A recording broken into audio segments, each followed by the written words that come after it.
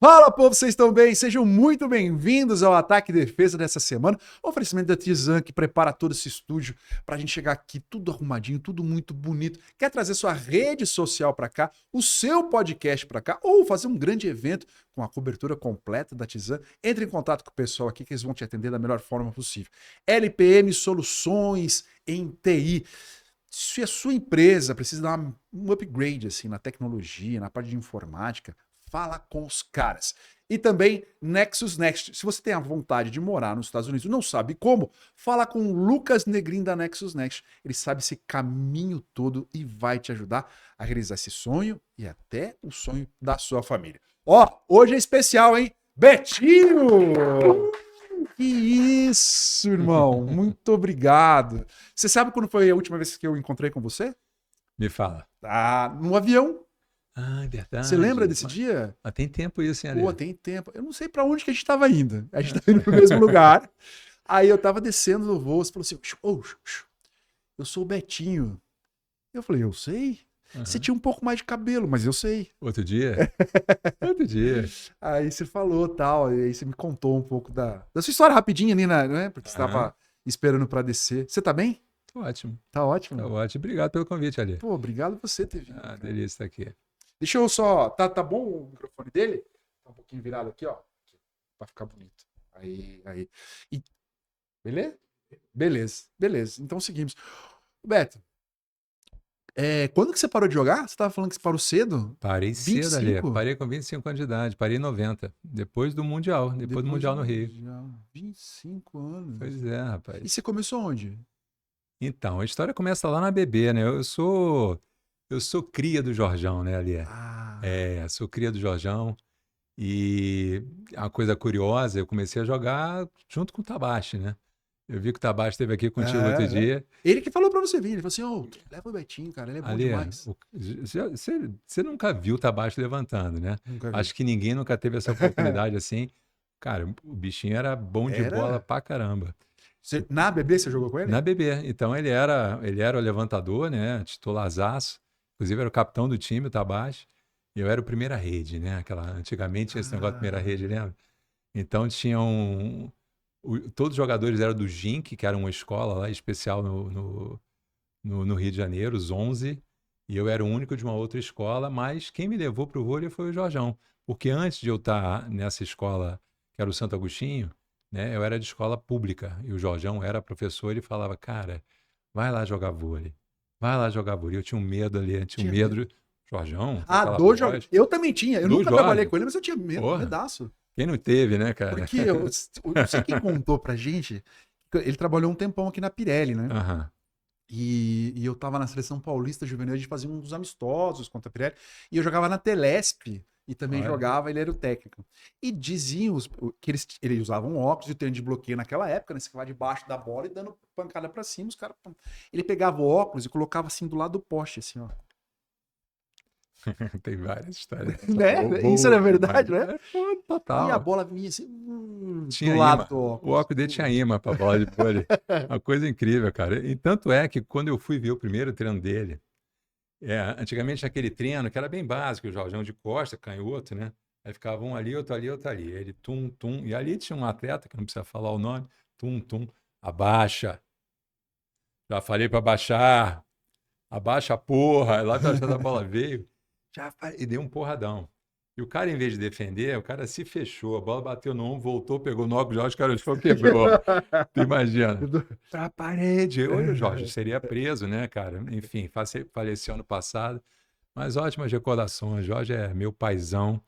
Então, me botou no vôlei e com ele vivi várias histórias em clube, em carioca, em brasileira.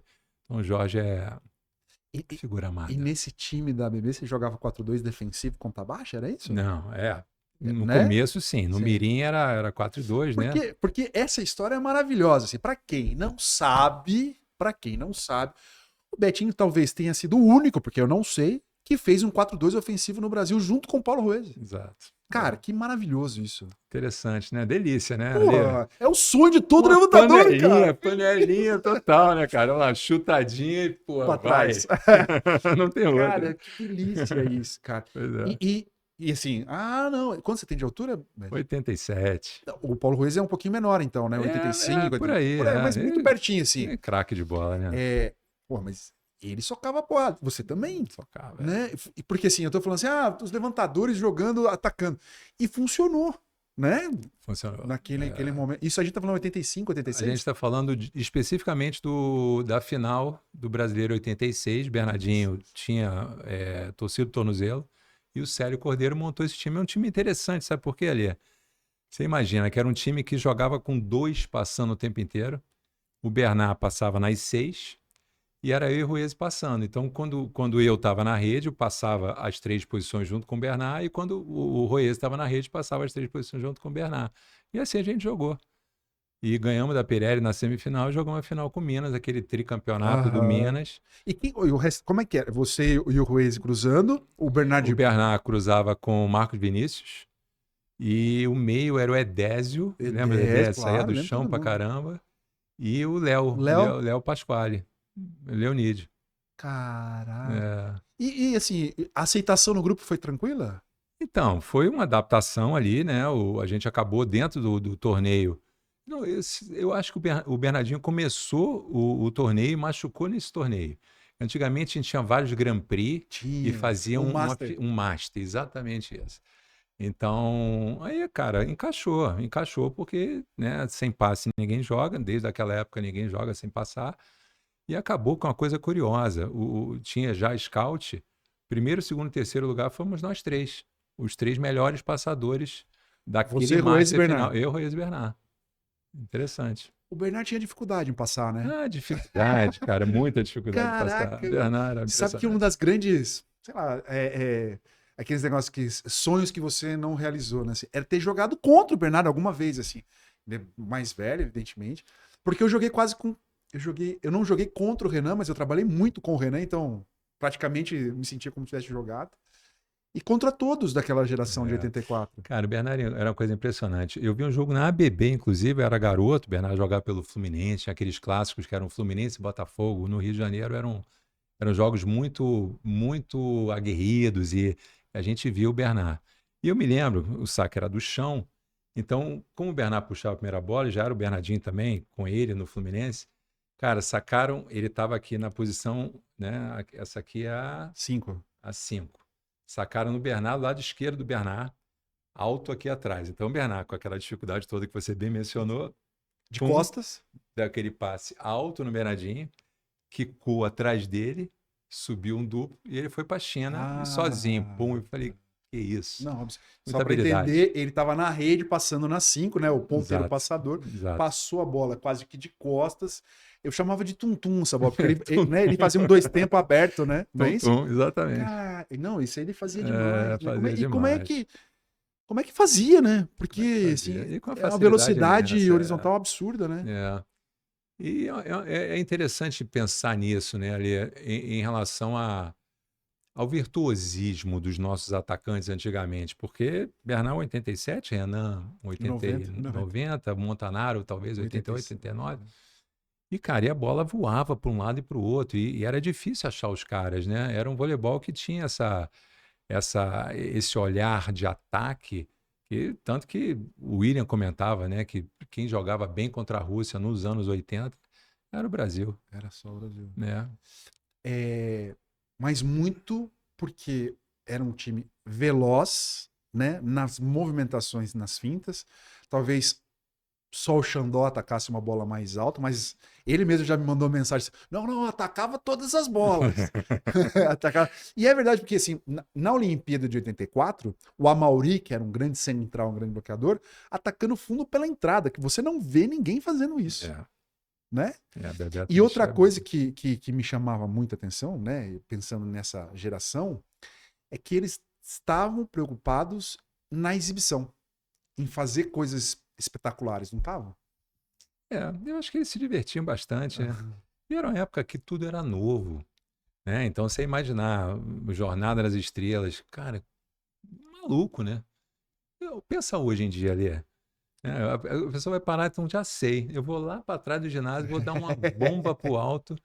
Vão achar que você tá de zoeira. Viagem ao fundo do mar, né? O William monta, não sei exatamente quem inventou o saque, que hoje está universalizado, mas é muito bacana você imaginar que fomos nós, brasileiros, né, que inventamos um saque tão agressivo. É bacana demais, né? Então, Absurdamente. Do Viagem, né? O Renan chama a autoria dele. dele.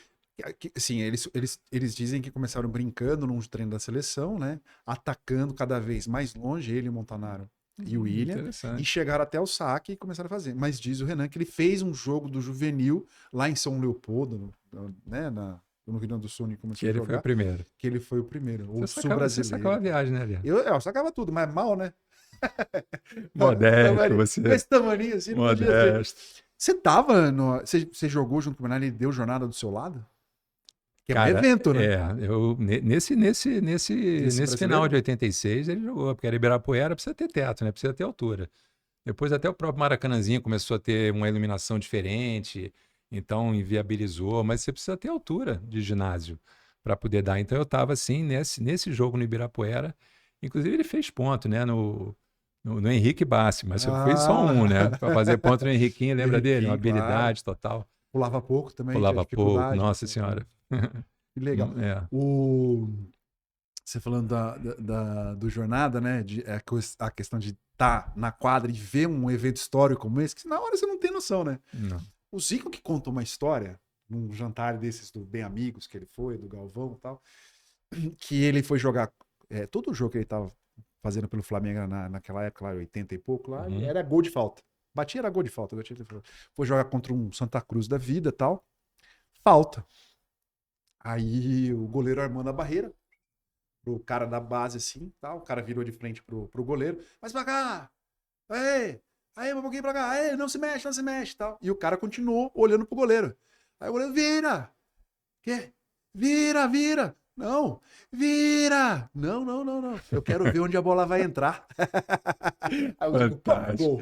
Muito bom. Ele isso. quis assistir, né? Comparando o que você pode fazer dentro da quadra, né? Ver o jornada da quadra devia ser um evento, né? Porque esses dias, né? O Kim Sabiá, que posta um monte de vídeo antigo, ele postou um jogo, acho que era um jogo contra a Pirelli, Minas e Pirelli, em que eu acho que era o Henriquinho Bassi que tava falando, não tenho certeza. Pegou o microfone pedindo pra torcida não invadir a quadra. Eu vi hoje. Viu hoje? Incrível. Era o Henrique que tava falando? Era o Henrique que tava falando que lotava demais, né? Tinha gente não entrem, né? O jogo tá ficando. É Minas e Pirelli. No antigo ginásio do Minas. Antes da reforma. Antes da reforma, que tinha aquelas luzes que ficavam penduradas. E ganhar lá era bem difícil ali. Ali era um alçapão total, né? Aí você jogou na Bradesco, né? Uhum. Aí depois foi pra Sadia direto? Não, o Bradesco acabou. Teve ali o ano de 87, que muitos de nós foi para o Flamengo. Então, foi Bernardinho, Bernard, Marco Vinícius. E eu fui fazer na verdade, né, uma peregrinação, talvez, não sei se é o melhor nome, mas por times que não eram times de primeira linha, porque eu queria continuar levantando e o Bernardinho estava ali para levantar. Então, eu jogaria nesse time passando e atacando, mas eu falei, não, eu quero continuar levantando. E assim fui jogar no Cristalino. Joguei no Cristalino, no Nisa, mas foi justamente nesse ano que o Bernardo foi para a Itália. Então, quando o Bernardo foi para a Itália em 87, aí o Bernardo me chamou de volta para o Flamengo, então cheguei a jogar o final de 87 com o Flamengo. E isso. Eu vi o Bernardo jogando, eu lembro desse jogo. Em 87. Fui para Sadia em 88, fiz 88 e 89 na Sadia. Que eu vi um jogo maravilhoso, Sadia e Banespa. Acho que foi um 3-2, assim, ginásio lotado, Bocão jogando na Sadia. Bocão, era um time Dentinho era outro levantador na Sadia. Que é é lá em Concórdia, né? Cara, em Concórdia também tem muita história de Concórdia. A gente brinca ali que quando tinha jogo em Concórdia, a cidade ficava vazia, porque a cidade estava inteira dentro do ginásio. Pois é. E o frio? Frio, cortava os dedos todos. E, enfim, coisas do vôlei, né? E até porque aqueles tetos de zinco, quando tá calor, faz muito calor, e quando tá frio, faz muito frio. Então eu treinava de meia na mão, no começo, até aquecer e tudo, era bastante frio. E tinha uns personagens que jogavam nesse time, não? Então, era Bocão, tinha o Zé Eduardo. Zé Eduardo jogou no Minas também há muito tempo. Cacau, canhotinho, bom de bola. Tinha muita gente boa. E foi o Célio Cordeiro também, que era o técnico, era o Luiz Fanta era o auxiliar, o Batata era o preparador físico. Você jogou um tempão Enfim, com o Sério, então. pois é, foi esse tempo da Bradesco e acabou me levando para a Sadia, que era do Rio também, né? Então a gente ia. Ele tinha um Escort R3 conversível. A gente ia do Rio para Concórdia de carro. Nossa, demorava pouco, hein? Umas 13, 14 horas por aí. Sério, era outro querido. Eu tive a oportunidade de trabalhar com muita gente boa ali. E você chega na seleção adulta em que momento? Então, ali eu joguei e eu estava na Bradesco, 85 foi o ano do Mundial Juvenil da minha idade, né? Então, o Brunoro, o técnico. Então, nós fomos jogar na Itália e eu voltei com um troféu de melhor jogador. E foi incrível ali, porque nós tiramos 6º lugar. A gente ganhou da Rússia até, que foi campeã. Nosso calcanhar de Aquiles era o time de Cuba, que na época já era o Joel do Spain, era o Diago, essa galera, que todo mundo é 65, né? Essa grande seleção de Cuba. Imagina o da Espanha juvenil. Pois é, o bicho já era um animal, já era indigesto. E vinha gritando, né, cara? Ele vinha gritando, ele vinha dando nela. Então joguei esse Mundial e na volta o Brunoro, que era o técnico da adulta também, me levou para a seleção adulta.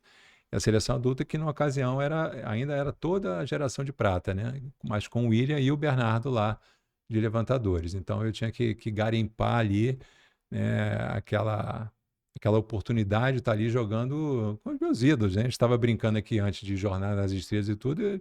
Quem não viu o Mundialito 82, Maracanãzinho lotado, e como é que eu ia imaginar que 3 anos depois eu ia estar junto com esses caras todos ali. Então, você chega em 85. 85. Então você estava brigando por uma vaga para o Mundial de 86, né? Também. Que era o que foi na França, que o Carlão foi, né? Primeiro Mundial que o Carlão disputou. Exato. Eu acabei indo a esse Mundial, mas com o William e com o Bernardinho também. Então, você foi em 3? Foram em 3? Eu não sabia. Em 86. E acabava jogando ali, entrando para passar e tudo. Poxa, foi interessante. Que animal isso. Que eu lembro que acho que a Bandeirantes que transmitiu, o Luciano do Vale transmitindo e tal.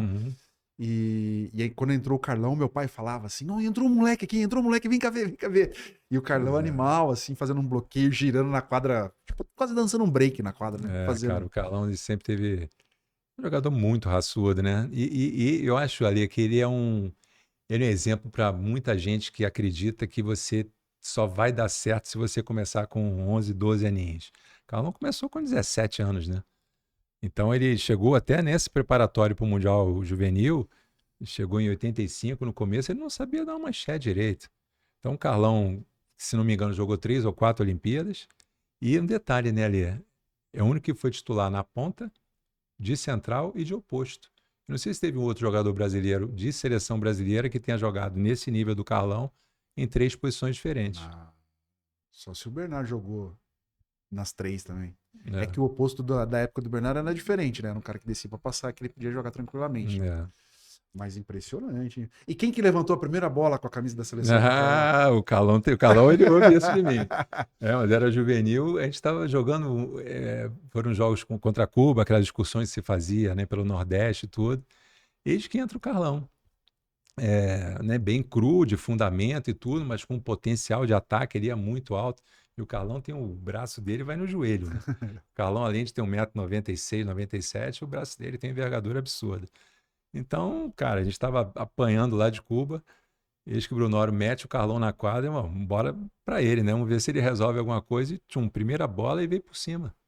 Veio por cima dos cubanos. A gente falou, cara, que é isso? E naquela disposição, já saiu gritando e tudo mais, e bola só para ele. Não ganhamos de Cuba, mas ganhamos o Carlão, né? O Brasil ganhou o Carlão. Que massa. Bem legal. E era o Jorjão técnico dessa seleção? Não, era o Brunoro. Era o Brunoro, Marquinho, Marco Lebac. O Marquinhos Lebac tá na seleção dessa época. Olha, ele é imortal na seleção. Ele ficou anos. Muita história. É uma boa história. Tem que ir atrás dele. Tem que ir atrás dele. Tá no Japão hoje em dia, né? Tá no Japão? Marquinhos Lebac. Mas trabalhando com vôlei? Trabalhando com vôlei. E, se não me engano, o ano passado ele era o técnico do time da nossa aposta, a Rosa Maria. Ele era técnico dela? Daquele time lá. Ô, tá dando uma pesquisando, hein? Pois é. Pesquisando. Aí, então você brigou. Poxa, eu confesso que eu não lembrava que você tava no Mundial de 86. É. Ah. E o time era bom, né? O O time era time era bom. bom. Que lugar vocês ficaram? Não me lembro ali, foi quarto, não me lembro. Não Eu me acho que lembro. chegaram à semifinal. Vamos dar uma pesquisada aqui pra gente ter É, certeza. Viu, Beto? Aí, tantas histórias, né? pô, em 1990, inclusive, é engraçado isso, né? Que você foi que eu tava falando, a última vez que eu te encontrei foi dentro do avião e tal. Você falou assim: eu fui reserva do Maurício em 90. Daí eu falei assim: não, mas eu te vi jogar antes, né? É um cartão de visita que você dá? Você, eu sou o Betinho, eu fui reserva do Maurício em 90. Não, poderia até ser com orgulho, né? Porque o Maurício é um monstro sagrado, né? Mas não, é curioso, né? Porque talvez, assim, eu como levantador propriamente na seleção brasileira, foi mais esse Mundial que teve uma visibilidade grande, até porque foi dentro de casa, né, ali foi Rio de Janeiro e Maracanãzinho lotado, Globo transmitindo, então foi bem bacana, O Brasil ficou em quarto em quarto. no Mundial de 86. É. Estados Unidos em primeiro, União Soviética, Bulgária e Brasil. Aí é um Mundial sem boicote, né? Eram as Com a grandes Rússia seleções. a Rússia e os Estados Unidos, né? Viu, Betinho? Nesse Mundial de 90, pra quem quiser procurar e assistir, se dias eu assisti de novo, assim, os lances bem roubados da arbitragem nesse Mundial de 90. E um deles, Príncipe, eu estava em quadra fazendo inversão. exatamente, foi quando você entrou. Absurdo, mas assim, grosseiros erros. Bola dentro. Aquela caixinha do Tandy também na saída. Ali estava 12-10 em determinado momento do jogo, e iria ser o 12-11, 11-12, né? A Itália estava. Foi uma bola para a saída que o Tandy deu uma caixinha de praia, habilidoso, como o Tandy sempre foi, e a bola pegou no bloco, e o cara deu 4 toques. Tão constrangedor, né? Se você olhar a cara de quem tava, e aquele time da Itália era o Zorzi. Bernard, Toffoli, a grande seleção Exatamente, da Itália grande de todos os seleção, tempos. exatamente. Então, e ali, aquele ponto, o Maracanãzinho já estava efervescendo e tudo, aquilo ali foi bem, bem vergonhoso. Nossa, E foi era o quinto absurdo. set, né, Lê? Era o Foi quinto tie set. break, assim, era semifinal É, no Brasil contra a Itália, que era a grande potência, né? isso. E, meu Deus do céu. E pra mim isso aí foi muito, muito.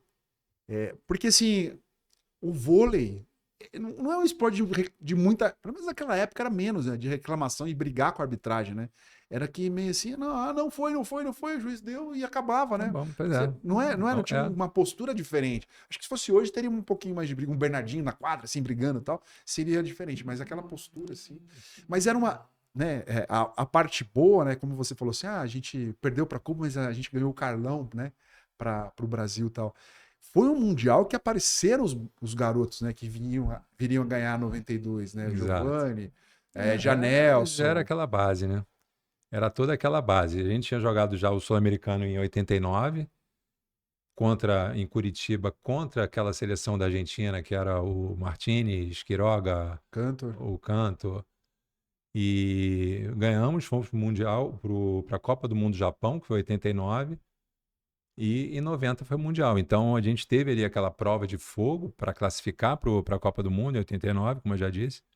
90 teve o Mundial. E era essa base aí.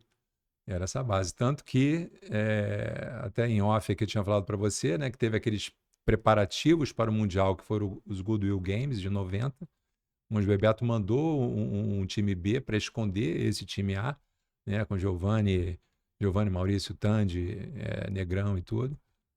E o resto da história conta, né, ali, 92, lindo, aquela primeira medalha de ouro para o Brasil. Aí, você para de jogar em 90. Uhum. 90. Como é que foi esse. Porque parar cedo, porque aconteceu alguma coisa. Aconteceu alguma coisa. Pois é, ali. Preparativos para esse Mundial, eu tive uma coisa que a neurologia chama de nistagmo. Eu estava no meio do treino e de repente a bola veio e eu fui dar o toque e a bola entrou, né? Achei que a bola já estava aqui na frente, a bola tinha passado, depois fui dar uma manchete, também a bola passou, eu falei, opa, para tudo. Nunca tive problema de vista, né? O que aconteceu? Os médicos me levaram a fazer um monte de exame e não chegou a nada conclusivo e acabou tendo uma remissão espontânea, tanto que eu acabei conseguindo jogar esse Mundial. Mas a verdade é que eu perdi um pouco de visão periférica, um pouco de visão, perdi um pouco de profundidade na visão. né? E para jogar nesse nível, você levantador, você sabe disso, inviabilizou. Mas aqui, né, tem um ponto, né, Ali, que é um ponto bem interessante. O quanto nesse caminho de 85 até 90, com todos os desafios da época, né, para mim, de estar chegando na seleção brasileira, onde o voleibol ele estava surgindo, né? Depois de 82, o voleibol virou um grande boom. Foi o basquete passou a ser o terceiro, o basquete era segundo. Então a geração de prata ela foi muito revolucionária em muita coisa. Então até 85 eu jogava o mundial juvenil. Até o juvenil a gente tinha muito uma ideia de vôlei mais romantizada. A gente não tinha muito a ideia do que era uma profissão, né? E quantas possíveis distrações não tinha ali num time adulto.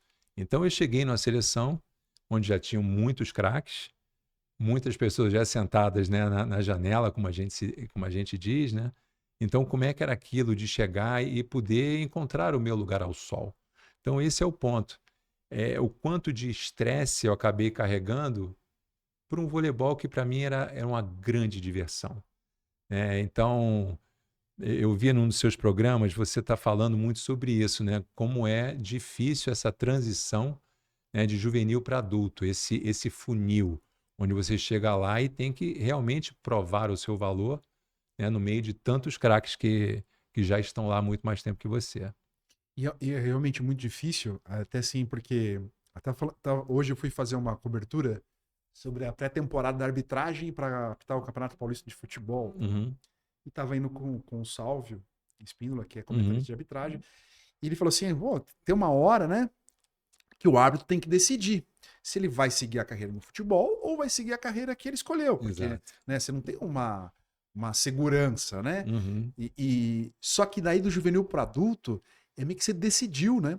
Não, eu quero jogar vôlei, né? Porque você já tá com 20, 21 anos, eu quero jogar vôlei. E daí você se frustra se você não consegue chegar no adulto, né? E jogar mesmo. Daí você vai ficar tentando, e você vai perder uns 3, 4 anos para olhar para trás e falar assim: vou ter que correr atrás do que eu fiz. Claro, a gente tá falando numa idade de 20, 24, 25 anos, que dá uhum. tempo de se fazer alguma Eu acho coisa. que dá. Mas, de certa forma, afeta para aquele momento, né? Você tem que garimpar, né? Então, assim, o que eu estou falando especificamente é o quanto você tem distrações para não fazer o que você sempre fez para ter chegado até ali. Eu quero dizer o seguinte, eu era união de treino, adorava treinar.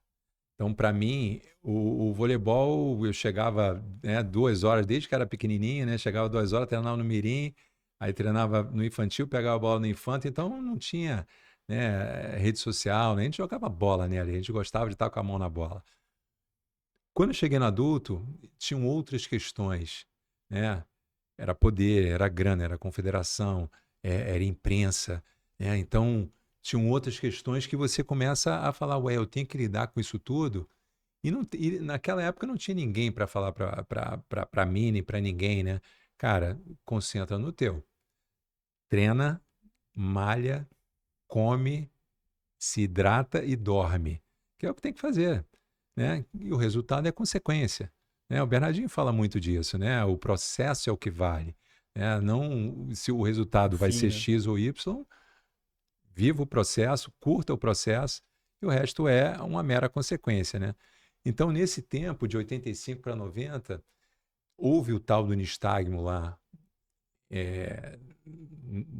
nesse pré-mundial, mas nesse processo todo, eu acho que eu adoeci, sabe? Dentro dessa ideia de que eu tinha muita coisa para gerenciar que não só jogar a bola. Então, hoje se fala muito em saúde mental, né, desde a Simone Biles. Então, eu acho que eu estava vivendo um processo de perda de saúde mental sem saber ao certo que esse era o nome e com uma certa vergonha, sabe, ali, porque a gente é criado lá atrás, principalmente, né, naquela ideia de que nós, desportistas, nós temos que ser heróis. Você tem que ser macho o tempo inteiro, ainda mais na escola do Jorjão, que a gente brincou antes, né? Homem não chora. Homem não chora, sabe? A supressão das emoções, né, ela acontece. E acho que até hoje, porque por mais que já se fale bastante em saúde mental, ainda existe um pouco de preconceito, né? Então, eu sofria calado, porque afinal de contas, como que eu poderia falar que eu estava vivendo alguma coisa desse tipo que eu não sabia nem nomear? Se eu era seleção brasileira, se eu tinha carrinho do ano, se eu tinha dinheiro, se eu tinha namoradinho que eu quisesse, né? Então, você entra num lugar dentro de você de uma certa vergonha. Então, eu acho muito bacana a gente até estar podendo falar sobre isso aqui, né? O quanto as comissões, o quanto os times, hoje em dia, principalmente de alto rendimento, mas até mesmo na base, criam um ambiente seguro para que os atletas possam ser simplesmente humanos, né, Alê? Porque a gente tem as emoções, a gente tem medo, a gente tem raiva, a gente tem tristeza, né? Mas será que a gente tem espaço dentro dos nossos, né, dos times para poder falar sobre isso abertamente?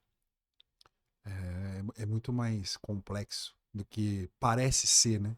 Só se abrir. E, evidentemente que se abrir nesse momento, né? Naquela época era É, absurdamente. Que jeito eu vou falar? Ô, Jorgeão, chega aqui, quero falar contigo, né? é, Né? E aceitação mesmo dos colegas, não é? Falando do sim. técnico. E esse problema que você teve no Mundial, ele sumiu por um período, né? O sintoma, né? Sim, houve uma remissão, Remissão, né? houve a remissão, eu acabei jogando o Mundial. Mas dentro de mim alguma coisa tinha desligado, sabe? Eu tinha perdido já a minha vez também, a verdade é essa, né? O que toda a badalação de pós-Mundial Juvenil, convocação para a seleção adulta, então eu estava na imprensa, Betinho, provavelmente o substituto do Willian e tudo mais. Isso não aconteceu, né? Chegou 88, já, né, eu vi o Maurício crescer desde a fonte, né? Falei, Sim. cara, esse moleque vai dar trabalho. Enfim, a história conta, né? Eu tive do lado do Maurício e vi o quanto ele era um levantador espetacular, né, ali. Dentre Sim, tantos sim. que tivemos, mas o Maurício eu vi de pertinho. Então eu perdi ali o meu tempo, né? O meu time. E acho que muito por isso, né? Culpa de ninguém, nem culpa minha. Não existe nem culpa nisso, né? Existe sim uma constatação que, como eu disse, eu adoeci. E é um difícil pra caramba, né? Parar aos 25 anos. Então, é um processo de luto, é um processo de. Tá, mas essa parada teve a ver com o sintoma que você teve ou foi pelo sintoma mental? Então, o que nasceu antes, o ovo ou a galinha? Não, é exato, porque deflagra uma doença autoimune, porque isso acabou desenvolvendo, né, uma esclerose múltipla. Para quem não sabe, hoje eu estou cadeirante. Então, esse foi o primeiro sintoma de uma esclerose múltipla. Então, hoje eu convivo muito bem, já se passaram, sei lá quantos anos, né? 25, eu vou fazer 60, 35 anos desse primeiro evento, que foi em 90 aí que eu falei. Então, será que deflagrou? Porque de alguma forma, sabe, dentro de mim eu já não tinha a alegria de jogar que eu tinha antes, né? Então, nunca saberei ao certo. Mas a verdade é que esses dois eventos eles se confundem ali, né? Eu só Entendi. sei que eu queria parar de jogar. Só sei que eu queria sumir, sabe? Eu queria realmente encontrar um, um entendimento para algo que, a princípio, estava muito difícil. E a decisão foi fácil? Não, nem um pouco, nem um Mesmo pouco. querendo, foi uma decisão difícil. Exatamente, porque vôlei é a vida da gente, né, Lê? Você foi atleta como eu, cara. Vôlei é tudo. Tô vendo que você tá segurando essa bola Agora aí, você falou, né, apertei até quase dá, mais. aperta mais e dá um beijo. Então, até hoje eu sinto falta, né, de jogar vôlei. Mas a verdade é essa. A verdade é que é, a, a saúde mental, né, é uma coisa super importante para todos nós. E quando um atleta deixa de ter isso, ela é silenciosa, sabe? A pessoa sabe o que está sentindo, mas se isso não for externalizado, aquilo ali está oculto, né? Oculto. A gente só consegue ver pela performance. Então, né, existem sinais. Hoje em dia, muitos clubes, né, seleções, todo mundo já tem hoje um profissional de, né, um Psicólogo. psicólogo, E alguém. até os técnicos estão mais bem preparados para Exatamente. identificar É isso, né? como não, né, Ale? Porque é aquilo, né? Nós que somos do esporte, um atleta ele pode até esconder que ele está receoso, que ele está ansioso, que ele está com medo dentro de uma partida, mas quem é do voleibol sabe. A gente olha, até hoje na Superliga, né, tem atletas muito bons que você vê que faz 18, 20 pontos num set, num jogo, mas eventualmente a pessoa sai do jogo. Então, quem é do mundo da bola, a gente consegue ver, opa, aquela pessoa não está bem, né? O braço encolhe, né? Não tem a mesma velocidade, agilidade dentro da partida, e é normal. De novo, né, Ali? Como você bem disse, somos humanos. Somos humanos. E, bom, foi difícil, mas você venceu Uhum. as duas situações, né? A situação de eu quero parar, mas pô, isso vai me fazer falta, conseguiu vencer.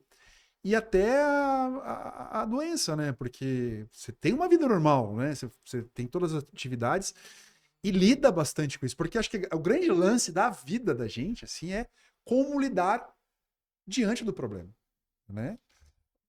Eu sofro, mas eu venço. Eu arranjo uma solução. Ou se não tem solução, eu não vou gastar energia nisso. A gente faz isso desde mirim ali. A gente faz isso desde que, né, a gente treina. A base do treinamento qual é, né? Você levar para o treinamento um nível de estresse maior do que você vai viver no jogo, né? Seja em número de repetições, seja na musculação, seja tudo que você vai fazer. Então a gente é acostumado, né? Essa coisa toda de... Hoje até o mundo corporativo pede muito, né? Não, tem que ter resiliência, tem que ter foco, tem que ter disciplina. Todos esses valores a gente tem desde que a gente é moleque. Então talvez você se lembre da primeira vez que você entrou na quadra, né? Você lembra? Claro. Então ali, né, pro nível que a gente está ali no mirinzinho, existe aquela expectativa nossa, dos colegas, né, da família, né? Então eu acho assim fantástico quando eu ouço, por exemplo, o Negrão, né? Encontrei o Negrão aqui em São Paulo, morei em São Paulo em 2018. Encontrei o Negrão, pô, Betinho, que legal, tudo mais. Ele estava técnico do filho na ocasião, No SESI. no SESI. E aí o Marcelo falou assim: pô, Betinho, eu tô com um problema lá no time, cara. Porra, às vezes a molecada, né, sai do jogo, o pessoal dá uma pirada. Né? Porra, não sei o que que eu faço, o que que você acha, né? Porque ele já sabia que eu trabalhava com desenvolvimento humano. Aí eu falei, ô Marcelo, você nunca teve medo dentro da partida? Não. Como não, né, cara? É o Negrão, né? O Michael Jordan, sei lá, né? Esses caras que é muito doido, né? E é verdade, né? A gente olha para o Marcelo e é verdade, né? Eu vi ele aqui no teu programa e ele falando isso também, né? Falou, não, você perguntou para ele, né? Como é que era aquele último saque que você deu lá no último Olimpíada. ponto da Olimpíada e tudo, mas o que que você pensou? Eu não pensei em nada, velho. Eu pensei que eu ia levantar a bola e dar nela como E se estivesse segue no o quintal jogo. da minha casa, segue o É jogo. tipo Garrincha, né?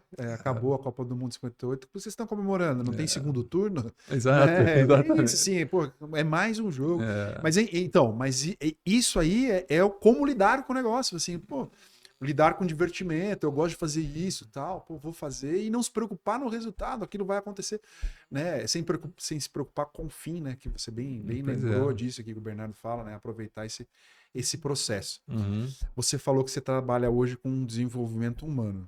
Mas para poder trabalhar com desenvolvimento humano, o seu humano, né? O ser humano Betinho se desenvolveu como?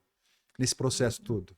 Então, foi nesse ano, quando eu parei de jogar ali, eu criei escolas de vôlei, criei projetos sociais, então, ali desde 98 até 2018, eu tive metido nisso, né? Dirigi eventos, Rei Rainha da Praia, então eu tive dentro do voleibol, tentei largar o vôlei, mas o vôlei não me largou. E em 2018 eu vim morar em São Paulo, né? A minha esposa tinha sido transferida para cá, a gente estava com os filhos pequenos. E aqui eu comecei a entrar nesse mundo do desenvolvimento humano, né? Fiz formações aqui na ICI, IGT, dentro de coaching de vida, de coaching executivo, de coaching esportivo. E a gente começa a estudar e é tão fascinante, né, ali, é que a gente não para mais. Então, de lá para cá, eu venho cada vez mais eh, tendo esse olhar, né, de, de, de humanidade, esse olhar de superação, esse olhar que o esporte, né, me trouxe em relação a isso, né, de disciplina, de foco, de resiliência, de construção de times, né, de viver inclusão, de viver diversidade. Então, são muitas questões que hoje eu também levo em palestras para o mundo corporativo, né, para o mundo esportivo também. Então, acho que nós que vivemos o esporte de tão há tantos anos e desde tão pouca idade, a gente foi formado dentro disso, a gente é muito privilegiado. E vejo que dentro das empresas, as pessoas que viveram esporte, mesmo que não tenha sido em tão alto rendimento, são pessoas diferentes, são pessoas que têm mais facilidade de lidar com as dificuldades, de poder viver, né, todas as tretas, né, que existem aí no mundo corporativo também. Então é isso, de 2018 para cá eu venho trabalhando com palestra, venho atendendo atleta, venho atendendo também Mentoria, você faz isso? mentoria, coaching 1-a-1. Ah. Né, Tem algum atleta que você pode falar que é teu cliente? não, atletas, eu atendo muito atleta de base. Né? Lá no Rio de Janeiro, muitos atletas de base, atletas famosos, assim, ainda não tive essa oportunidade. Mas muita gente do mundo corporativo, porque eu atendo a pessoa, independente do crachá, porque no final das contas ali nós somos tantos, né? Então é a pessoa que está ali trabalhando, mas ele é um pai, ele é um irmão, ele é um cara que tem cuidado da saúde, tem cuidado do lazer, tem cuidado da espiritualidade. Então, você imaginar, né, dentro do que a gente chama de roda da vida, a gente tem vários pratinhos que a gente tem que equilibrar. Então, nessa correria, né, nessa doideira que é correr atrás de pagar boleto, muitas vezes a gente esquece que a gente tem outras facetas da nossa vida que elas têm que ser vistas, vividas, até para que a gente possa produzir melhor. Né? E a gente muitas vezes esquece. Deixa de cuidar do físico, deixa de cuidar do espiritual, deixa de cuidar das relações. Então, o coaching tem muito esse olhar de ser humano como um todo. E como é que você cuida desses pilares aí? Então, eu acho que primeiro é importante ser congruente, né, ali, com que hoje eu estudo. Então, eu acho que a transformação ela vai acontecendo comigo. Então, é uma via de mão dupla. Você está ali e nessa interação, você muitas vezes se vê no cliente. Você muitas vezes percebe ali coisas que você ainda tem que trabalhar em você. Né? Então, às vezes tem a ideia, né, que o psicólogo não tem problemas, um psiquiatra não tem problemas, todos têm problemas. E o fascínio é justamente esse, né? A gente está ali vivendo, né, o nosso dia a dia e a partir desse dia a dia podendo cada vez mais crescer, poder mais entender, né, e criar repertórios diferentes para que a gente possa ver velhas questões sob novas óticas, né? Que é o que o mundo do vôlei também nos trouxe. Então, quando você é mirim, você tem ali um repertório de ataque na entrada de rede X. Você vai para o infantil, você começa a ter outras habilidades, né? E assim vai indo. Então, eu acho que a possibilidade de você começar a olhar as mesmas situações sob outras perspectivas lhe faz ter a possibilidade de ser mais assertivo, de ter nessa abertura de leque de opções, você saber como transitar melhor por caminhos que antes pareciam difíceis e intransponíveis. Eu vejo você cuidando do físico, você nadando. Você virou um nadador semiprofissional? Cara, essa é uma história bem legal também, sabia? Porque eu conheci o Ciro Delgado. O Ciro Delgado foi, para quem não sabe, medalhista olímpico na Olimpíada de Moscou em 80. E eu tive a oportunidade, né, através de um grupo de empresários que eu tenho, de conhecer o Ciro. Fui cair na asneira ali de falar: Ciro, não gosto de nadar. Para mim, natação é um saco. Ele falou: opa, ei, fala assim do meu esporte, não. Você tem piscina aí perto do teu condomínio e tudo? Eu falei: tem, aí, vou aí. Posso ir aí quando? Aí, na semana seguinte, ele foi lá. Ele começou a me ensinar a nadar. E eu achava que sabia nadar, porque lá no Rio a gente é metido, sabe? A gente entra no mar e a gente... Nada aí, Betinho. E como a gente faz esporte de alto nível, a gente acha que a gente é bom no tênis, no futebol, em tudo que é esporte, né? A gente é metido. Aí eu nadei lá, né? Aí voltei, né? Me achando, né? Ainda tinha cabelo. Aí o Ciro falou: é isso aí que você diz que é natação? Eu falei: cara, isso é natação. Então tá bom, vamos começar a aprender a nadar. Aí começou a fazer palmateio comigo na água. Palmateio, falei: tá de sacanagem com a minha cara, né? Tu achou que eu sou Karate Kid, né? Na parede. Mas ele foi mostrando as técnicas de vôlei, de natação, e hoje eu nado com prazer ali, que é a atividade que eu consigo fazer Então, sim, nado aí umas pelo menos 4 vezes por semana. Nada bastante. O palmateio é um negócio muito legal, assim. Porque, para quem não sabe, o palmateio é um exercício que vai te dando mais sensibilidade com a mão na Exatamente. água. É isso. Com mais sensibilidade, você puxa mais água, você nada com mais facilidade. Exato. Isso é muito, muito bacana, né? E para mim, né, eu tenho uma história engraçada também, que eu aprendi a nadar também já bem mais velho, assim. Gustavo Borges era comentarista da TV e tal, e fui na academia, que ele tinha uma academia, tinha piscina, comecei a nadar lá e tal, aprendendo. Um dia ele pulou na água, me segurou que nem um nenenzinho, assim, ó. Não, faz assim com o braço e tal. Olha só. Cara, é sensacional. E é a única coisa que eu faço na vida que eu consigo pensar só naquilo. Interessante. Interessante isso que você falou. É isso. É um mindfulness, né? Você está ali e está inteiro. É Exatamente. muito legal. Exatamente. E Pode falar, pode falar. aí, otimizando aí do seu tempo, né? Você está fazendo atividade, às vezes eu rezo, às vezes eu medito, às vezes realmente o tempo passa que eu nem noto, né? E a água tem essa coisa, né? De berço, né? De quentinho, Então, realmente é uma atividade que me dá muito prazer hoje em dia. Tá. A gente falou. Você faz outra atividade física, além da natação? Academia, Faz musculação. musculação. Tô vendo, os braços estão em dia. Aprendi. E do espiritual, você cuida como? Você faz alguma coisa? Você pratica alguma religião? Então, ali, não, praticar uma religião propriamente, eu acho que eu leio bastante, adoro ler. E, e sendo mais direto respondendo o que você me perguntou, eu sou muito afeito à introspecção. Eu me permito momentos de abstração, me permito momentos de parar e não fazer nada, né? Quer dizer, é um nada produtivo, é um ócio criativo. Então, eu acho que nesse momento eu me conecto comigo.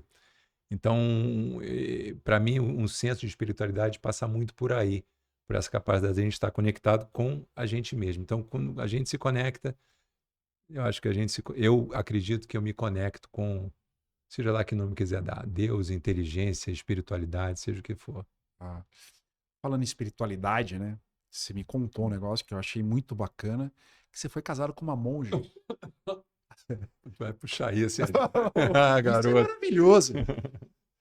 Então, cara, aconteceu assim, nesse período que eu parei de jogar, fui para a Europa de mochilão, enfim, foram de 90 até 97, voltei para o Rio em 98. Teve muitas histórias, uma delas eu fui morar na fazenda, chamada Fazenda Figueira, era lá em Carmo da Cachoeira, que tinha uma pegada assim meio espiritual. Então, cheguei lá em 93, tanto que eu não vi o Brasil ser tetracampeão, não vi o Senna morrer, porque essa fazenda, ela... Então você virou um monge. Não, não, não propriamente. Mas era uma vida monástica, mas não virei monge. Então, era uma fazenda chamada Figueira, como eu disse, e tinha ali uma pegada eh, espiritual, né? Então, não tinha carne, não tinha açúcar, não tinha jornal, não tinha televisão, não tinha rádio. As pessoas não podiam se abraçar. Então, tinha essa proposta de poder dentro desse olhar monástico, poder estar mais aberto para a vida do espírito. E assim foi. Eu sempre era designado para uma fazenda, eram 3 fazendas, F1, F2, F3, onde tinha o monastério feminino, que era F2, que tinham as hortas. Aí eu ia lá sempre trabalhar nas hortas e mais ali, a gente tinha a coisa do silêncio. Tinha uma lei do silêncio, a gente pouco se falava. Ó, então planta beterraba ali, cenoura ali, alface ali e deu. E a monitora era a Elisa. Ela sim, era do monastério feminino. Ela morava aqui em São Paulo, era corretora de imóveis, classe A e tudo mais. E, segundo ela disse, ela teve um chamamento para largar tudo, vendeu o apartamento, vendeu o carro, vendeu tudo dela e foi para essa fazenda. Ela já morava lá uns 5 anos. Então eu ia para a horta trabalhar com ela. E nessa coisa de não poder nem tocar, né? Nessa época eu tinha, sei lá, 27, 28 anos, sei lá, quando era. Enfim, por aí, né? E, bicho, a gente ficava doido, né? E ela era linda, ela tinha o cabelo curtinho e tudo mais, mas eu tinha que segurar minha onda, não falava nada. Mas quando chegou em 97, ao mesmo tempo eu estava construindo uma casa em Friburgo, que é região serrana lá do Rio. Aí eu virei para ela e falei, Elisa, eu estou aqui para me despedir. porque eu tô indo morar lá em Friburgo e tudo. Eu estava construindo uma casa, minha casa ficou pronta. Não é que a gente não falasse nada, algumas coisas ali ela sabia. Aí ela, né, virou para mim porque eu sentia uma atração por ela muito grande, né? Mas eu não fazia a mínima ideia. Mulher é monja, né, bicho? Mulher não vai me dar a mínima bola. Aí quando eu falei para ela, tô indo para Friburgo, ela falou, também vou. Eu falei, oi? Olha, Como assim? Você vai aonde? Ela falou, eu também vou. Eu falei, eu primeiro dei aquele gloop, né? Eu falei, tá bom, então vamos. deu aquele grupo, é ótimo. É. E assim foi. E a brincadeira é aquela, né? Ficamos juntos durante 2 anos. Foi bem ali quando eu voltei para Friburgo, e um pouquinho antes de voltar à vida do Rio de Janeiro. Cara, só pra gente entender. Antes de namorar, você já casou, é isso? Porque assim, eu vou junto, você foi casado com ela. Porque eu fui morar em Friburgo, no meio do Então, mato. Então, então, mas ela foi exato, junto. ela foi junto, quase que direto casar, exato. Rapaz, vocês são os monges modernos, né? É os monges modernos, os monges modernos. E olha, cara, essa casa em Friburgo era no meio do mato mesmo, não tinha nem luz, essa casa que eu construí. Porque era uma extensão um pouco dessa vida em Figueira, sabe? E a brincadeira que os amigos de hoje em dia, porque hoje eu sou casado com a minha Maria, somos casados há 25 anos, enfim, a gente tem o Tomás e o João, 2 filhos lindos. E nossos amigos brincam que esse período ali com a Elisa de 2 anos foi só para me preparar para casar com a Maria.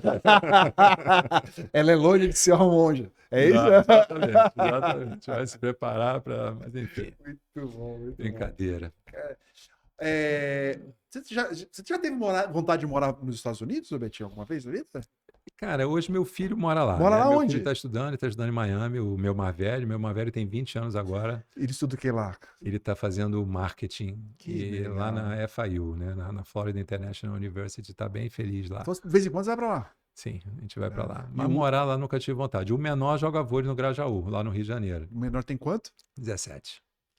E o mais velho, 20? 20. Ah, 3 anos de Exato. diferença. Exato. E o mais novo vai? O mais novo é um garoto que ama voleibol, se diverte jogando voleibol. Se vai ou não vai, a história vai dizer. A gente não. Zero pressão. Mas ele vai. Ele tem vontade de jogar nos Estados Unidos, como Ele tem irmão? vontade, tem vontade de. O Tomás ele não joga vôlei lá, não. O Tomás era mais do futebol. O João ele tem essa vontade de ser um atleta jogando voleibol, um atleta universitário. Então fala pra ele falar com o Lucas Negrin. Nexus Next, sabe tudo e um pouco mais de imigração, inclusive esse caminho para estudar, se vale a pena estudar através de uma bolsa, se os pais puderem ter condição de ter um green card, né, e poder levar os filhos para estudar. O Lucas que sabe tudo isso. Fala pra gente, Lucas. Ale Oliveira e amigos do Ataque e Defesa, que programa especial com o Betinho. Betinho, um forte abraço para você e faça você também como os filhos do Betinho. Um já mora aqui nos Estados Unidos e outro tem o sonho de estudar aqui também.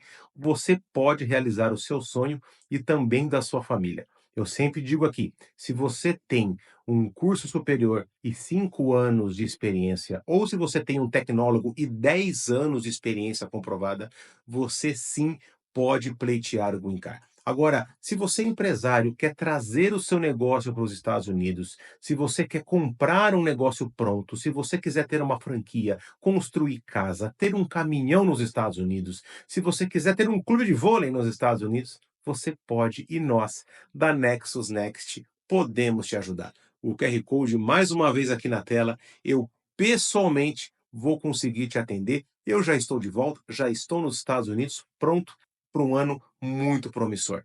Então, Ale, a bola está contigo mais uma vez. Um forte abraço a todos e eu espero o seu contato. Grande Lucas, obrigado pelas dicas, toques. Betinho, vamos falar de vôlei um pouquinho contigo. Você acha que o vôlei mudou absurdamente, assim? Coisas que eram feitas na sua época, como umas coisas que o Bernardo fazia, é impossível fazer hoje em dia? Boa pergunta, ali. Eu fico curioso para ver se hoje em dia passariam, né, um Jornada nas Estrelas. Na época fazia estrago, eu acho que faria também hoje. Mas alguém teria coragem de parar ali na linha, dar um saque por baixo, curtinho, bem pertinho da rede? Duvido. Não, não, né? Mas Tá aí. Complicaria um pouco ali o sistema de ataque, né? O saque balanceado, né? O saque que o Bernardinho dava, que o Bernardo Bernardinho dava, dava, o o Léo, Léo dava, quem exato. mais que dava? O Zé Roberto sacava O do Zé, mesmo é jeito. verdade. Ninguém faz mais, mas no mundo inteiro eu não vejo ninguém fazendo. É curioso. Tipo, e era um saque chatinho de passar, né? Se foi um passador de É. campeonato brasileiro, você sabe que é ruim. Mas hoje em dia tem a facilidade de você entrar Do de toque, né? verdade. Então, de repente, se tem um saque desse, o técnico já manda dar um passinho para frente para poder Passar entrar de de toque, é toque. verdade. Então, eu não sei se teria essa efetividade que teria antigamente. Mas essa pergunta é interessantíssima, Ali. O que mais assim que Não, poderia? eu tava te falando assim, em relação ao saque, né? Sacar lá da parede, assim, encostar na grade aqui, assim, dá-lhe um canudo, assim. Faz aqui um copinho, Tinha coisa de né? fazer o Eu sacava copinho. assim, E a bola ia. Exato. Porque os meus técnicos ensinaram assim que o ar são paredes e a bola ia cortando essas paredes, assim. Colocar o bico pra frente pra bola cair mais depressa. Tinha isso, né? Tinha Pois é, e era o voleibol. A gente tende a romantizar, né, Ali, a nossa época, né? Que só podia entrar de manchete, né? Era um jogo bonito. Mas é Era muito mais. curioso, a gente estava em off falando aqui, né, sobre o como, né, os jogadores, não foi nem off, a gente falou no começo, né, os jogadores mais baixos que tinham uma capacidade de jogar rápido e virtuosos como eram, de catar cotovelo, de, enfim, fazer... Mas o que você enxerga do vôlei hoje, assim? Seleção brasileira, Superliga, né? O que você acha? Você acompanha de perto? Eu não acompanho tanto quanto já acompanhei, não, ali. Mas às vezes eu tenho um pouco de saudade disso que a gente acabou de falar, né? Do quanto nós éramos diferentes em relação ao nosso ataque, né? Talvez o nosso ataque hoje em dia esteja muito parecido com as grandes forças europeias, né? Então você tem ali uma bola de meio, uma pipe, né? Uma bola na ponta e a bola na saída. A gente mexia muito. Não sei se é uma coisa curiosa, né? Então, Bituin, Dismico, né? Sei lá, a gente Desmico da tinha o Dismico chutada, da vai e chutada, vai e volta. volta, né? O quanto hoje em dia poderia mudar, né? Você ter ali jogadores de meio que pudessem puxar uma bola pela saída, o oposto que pudesse pegar um tempo atrás. É curioso, né? Trazer até esses assuntos assim. Não, o Marcelo Negrão, ele é a favor das mexidas, assim. Que é, né? Ele jogou numa seleção, aquela de 92, né? Que muita gente atacava muitas bolas, né? E ele puxava o primeiro tempo, tacava a bola rápido, o Carlão tava na Verdade. ponta, né? E isso dava uma Mas confundindo no bloqueio, né? né? E tinha uns 5 atacando, com o Maurício levantando, né? Pois é. Vinha a bola de fundo toda hora, assim. Hoje em dia, o pessoal não cruza tanto que fala que os centrais são muito altos e eles não vão queimar na primeira bola. Eles vão só levantar o braço, assim. E daí vão pra segunda bola, vai estar sempre marcado. Mas, né? Tem que fazer pra saber, né? Tem que dar uma olhada, dar uma testada, né? Porque é uma característica nossa, né? Então, se falar assim, qual é o grande diferencial do ataque brasileiro hoje em dia? Qual seria a resposta, né? Não sei. O Tabachi veio aqui e falou em resgatar, né? Que Uhum. falou exatamente o que você disse. O vôlei brasileiro tinha uma escola e começou a jogar igual os europeus que vieram buscar, né? Beber na fonte aqui no Brasil, porque estava ganhando tudo para mudar o jogo deles. Uhum. E agora a gente está vendo, né? A seleção da França bicampeã olímpica, um time que trabalha muita bola.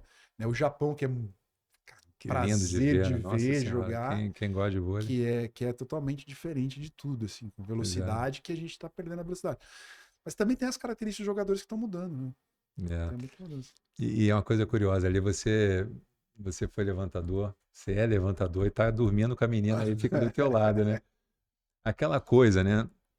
O levantador do Japão, ele tem quanto de altura? 1,75, eu acho. Pois é, no Brasil ele nunca jogaria.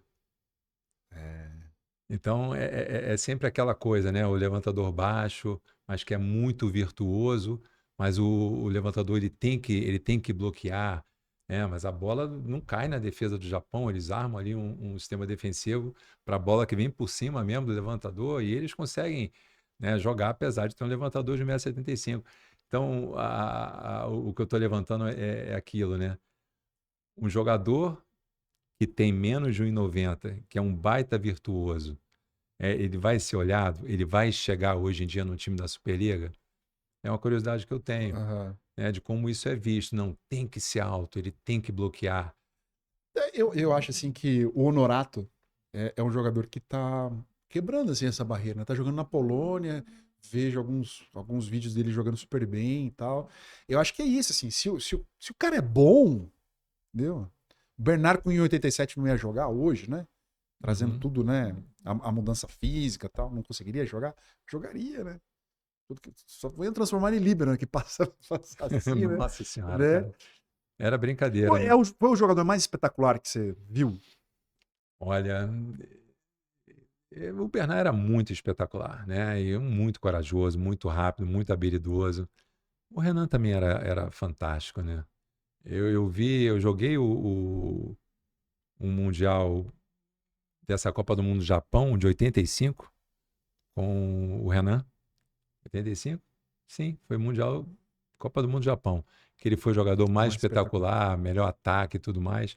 Cara, o que ele fez ali foi uma coisa impressionante. E juntava triplo, né? O Zaitsev, o Savin, tinha aquela galera da Rússia. E ele brincava, dava porrada pra cá e pra lá. Então o Renan era muito habilidoso também, né?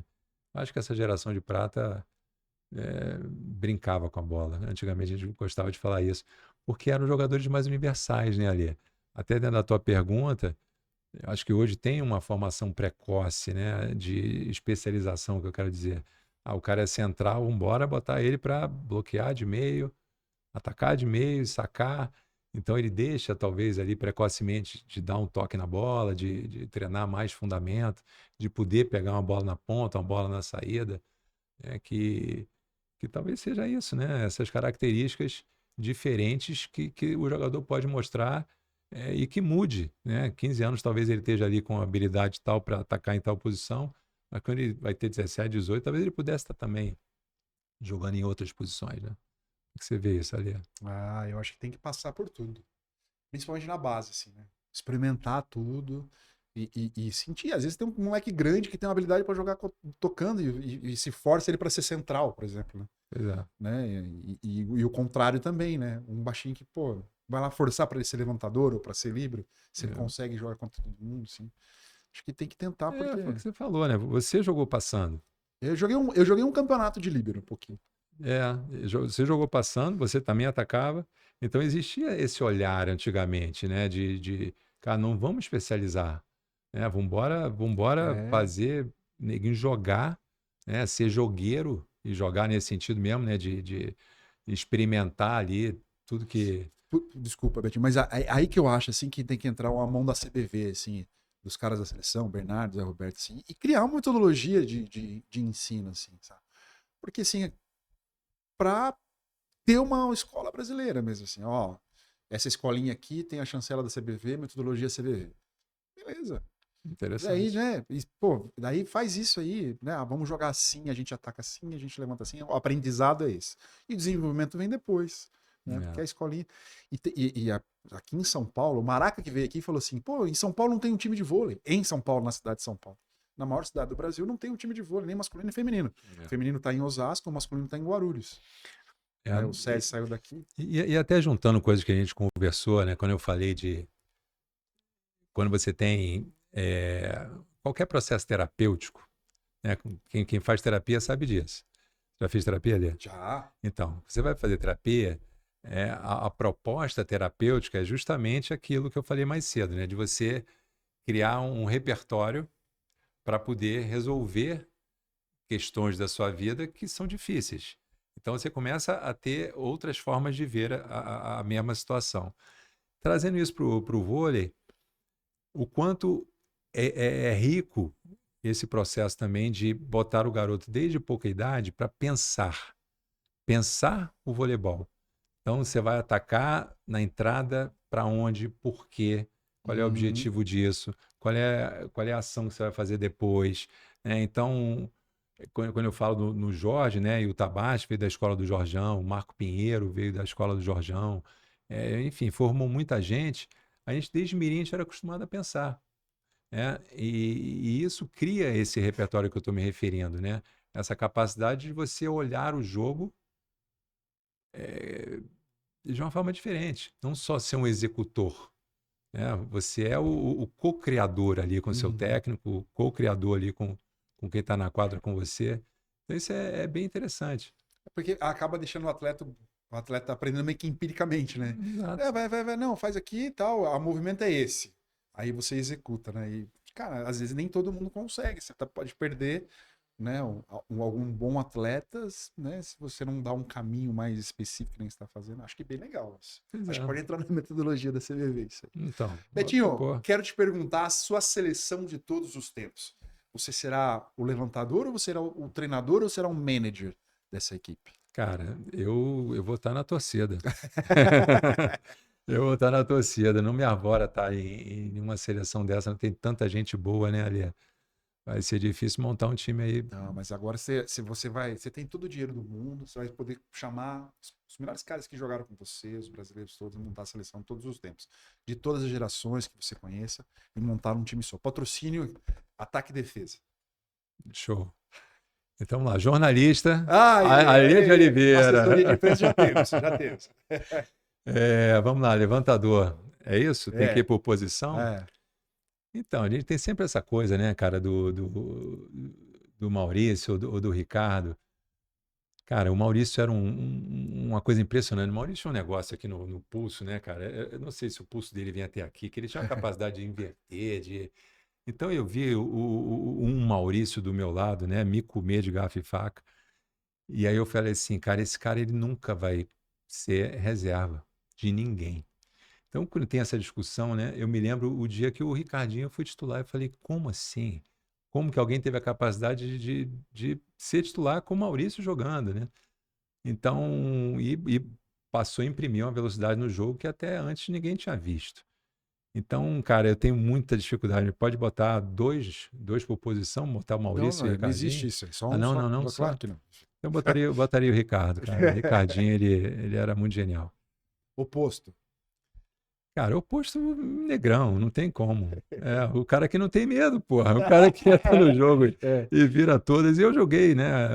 Nesse Goodwill Games, cara. O Negrão, acho que tinha 17 ou 18 anos em 90. Tá nem aí. Jogava contra Buck, né? O Craig Buck. Jogava contra quem fosse. Ele não tava nem aí. Ele realmente, ele brincava. Ele se divertia. E com a capacidade física, né? Eu acho que, sem dúvida, o Negrão. Centrais. Cara, centrais, cara, o Gustavo era sinistro, né? Eu não vi ele de perto jogar, já tinha parado quando. Acho que ele era muito sinistro, né? O Gustavo. E o Amaury, joguei contra o Amaury, cara. O Amaury era uma coisa impressionante a capacidade que ele tinha de ler o levantador.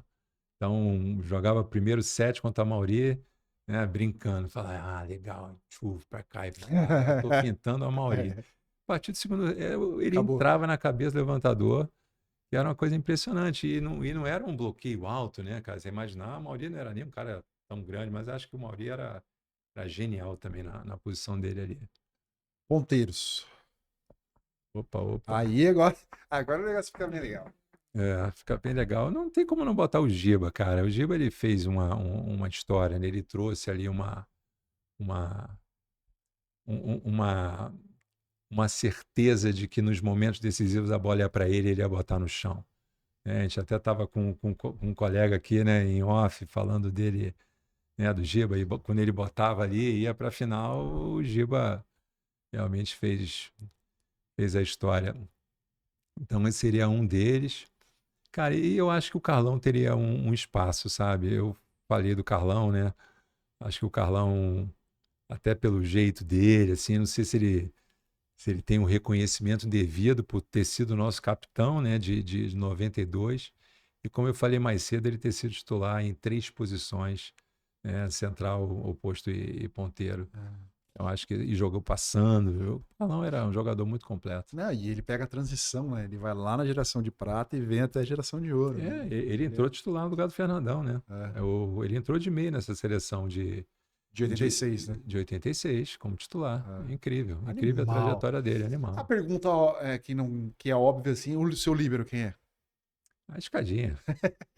Escadinha. 100% de aproveitamento tem um escada. Cara, impressionante. Não tem... Aí é unanimidade. Eu acho que é unanimidade mundial. Eu acho que se perguntar para qualquer nego do mundo, até se for extraplanetário, É verdade. é o cara. Cara, vou te passar a bola. Opa! Sua chance aí de revê-la. Coisa boa, né? Seu cheirinho. Cara, eu carrego a bola aqui, né, como um material, assim, e, né, evidentemente faz parte do cenário e tal, Uhum. mas ela tem um significado importante, assim, né, passar a bola para você dizer o que é o vôlei na sua vida, Betinho. Acho que uma bola é uma expressão, né, ali. Acho que é uma expressão de vida.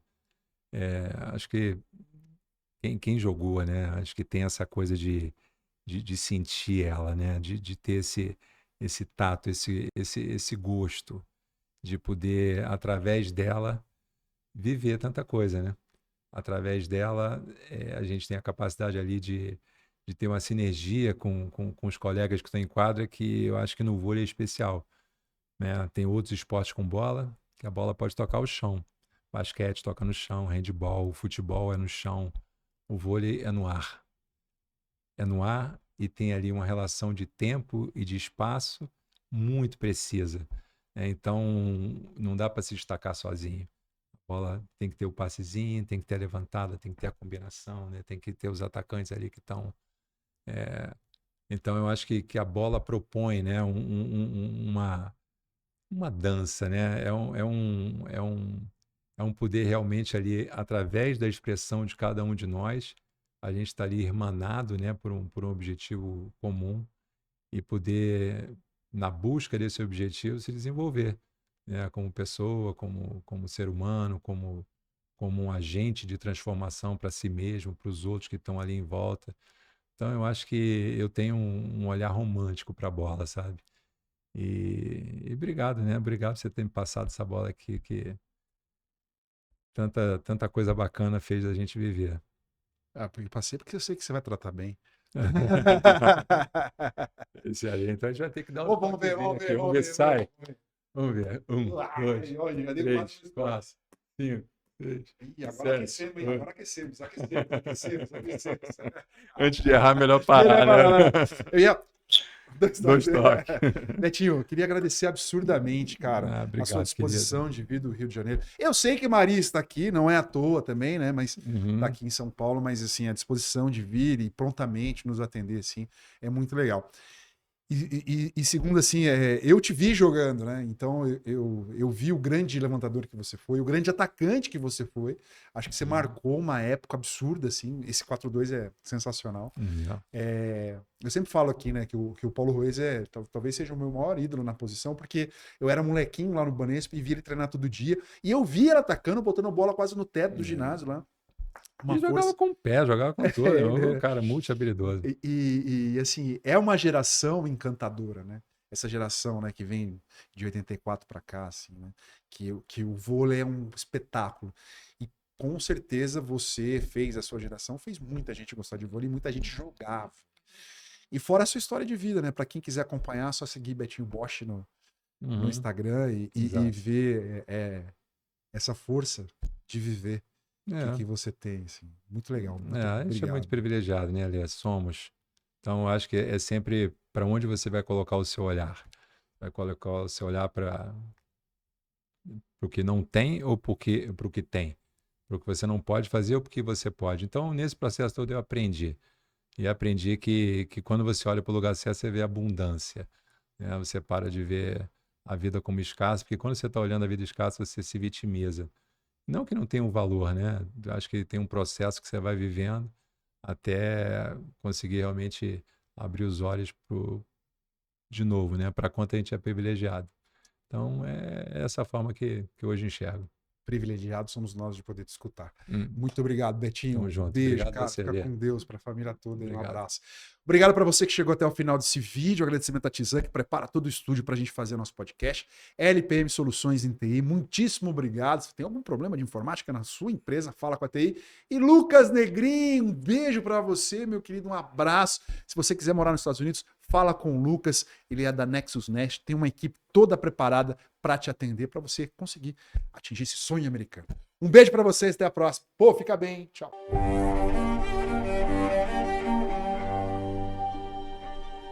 Has the power to change the world. Has the power to inspire.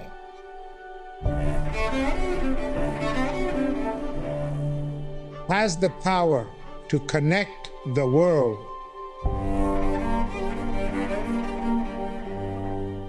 We are the world's #1 family entertainment sport.